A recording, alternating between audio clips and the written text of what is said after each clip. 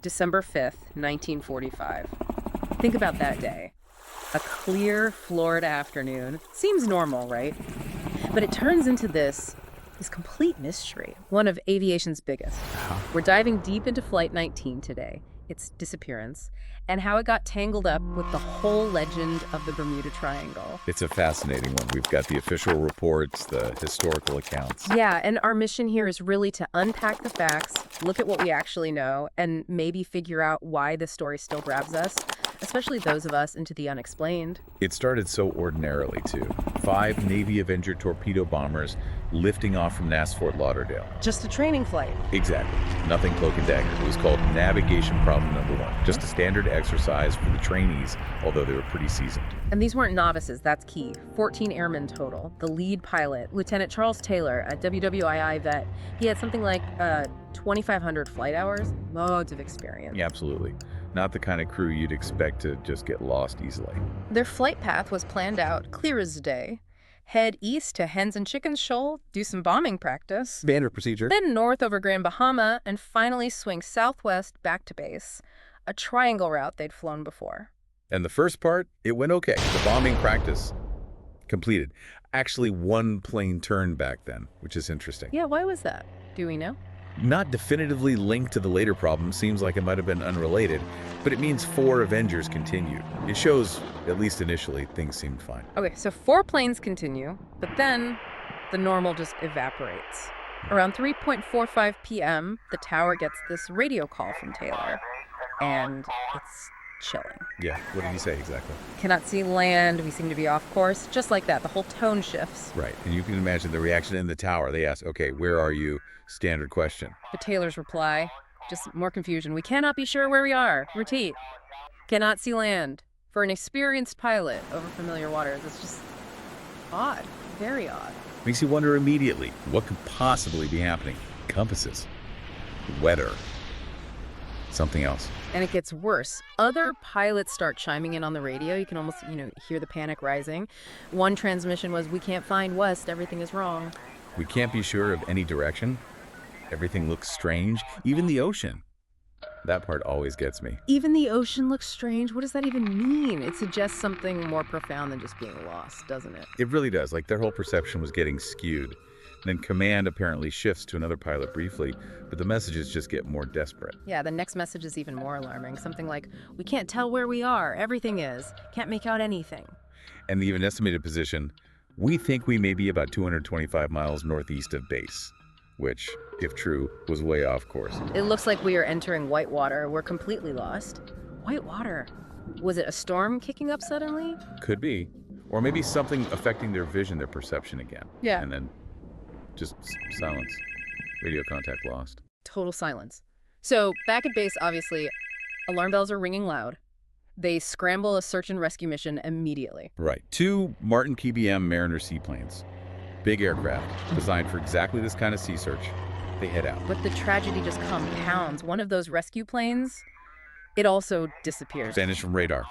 Just 23 minutes after it took off, around 7:27 p.m. Gone. And there was a witness for that one, wasn't there? A merchant ship. Yeah, the SS Gaines Mills, they reported seeing a huge fireball in the sky right around where the Mariner would have been. Then an oil slick on the water. So, likely a mid-air explosion. Terrible. 13 more men lost, just like that. The rescuers became part of the tragedy. It's horrific. So now you've got 6 aircraft and 27 men missing. The scale of the search that followed was just immense. Over 300 boats and planes scouring, 250,000 square miles of ocean. $250,000, yeah. For 5 days straight, an area basically the size of Texas, they threw everything they had at it. And the result? Nothing. Absolutely nothing from Flight 19. Yeah. No life rafts, no wreckage, no oil slick. It's like they flew into a hole in the sky. The complete lack of debris is one of the most baffling parts. So, the Navy investigates, obviously, the Board of Inquiry. What did they find, or what did they think happened? Well, they heard testimony.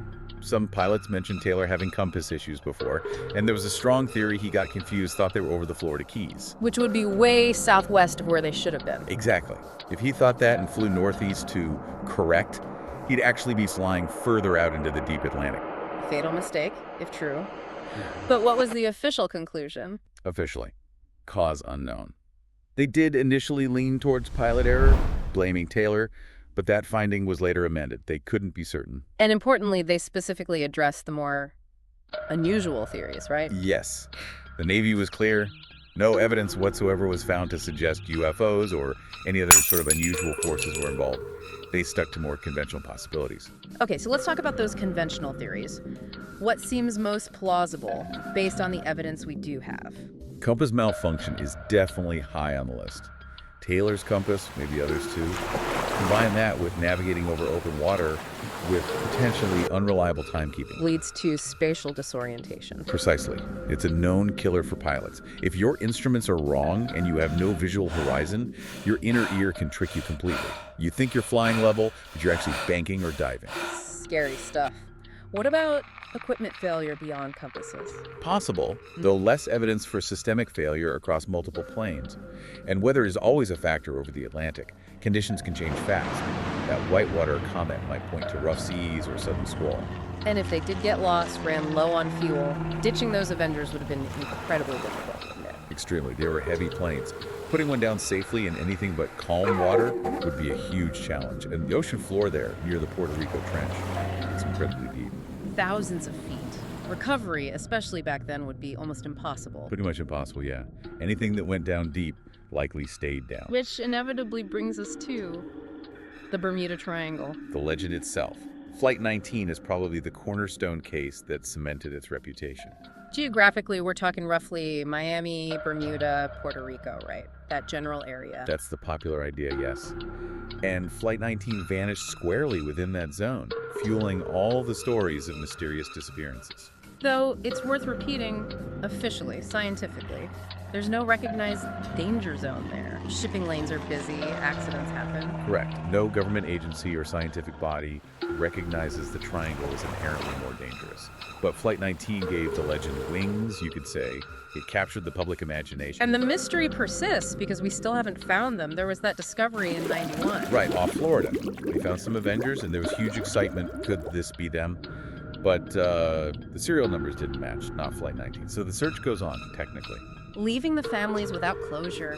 27 men vanished that day. It's just profoundly sad and unsettling. There's a memorial now at the Fort Lauderdale Naval Air Station Museum, dedicated in '98. What to say? It's simple, very poignant. They flew into the wild blue yonder and did not return. Sums it up, really. The enduring enigma. So as we wrap this up, we're left where we started, in a way. Was it a perfect storm of human error, mechanical issues, bad luck, and...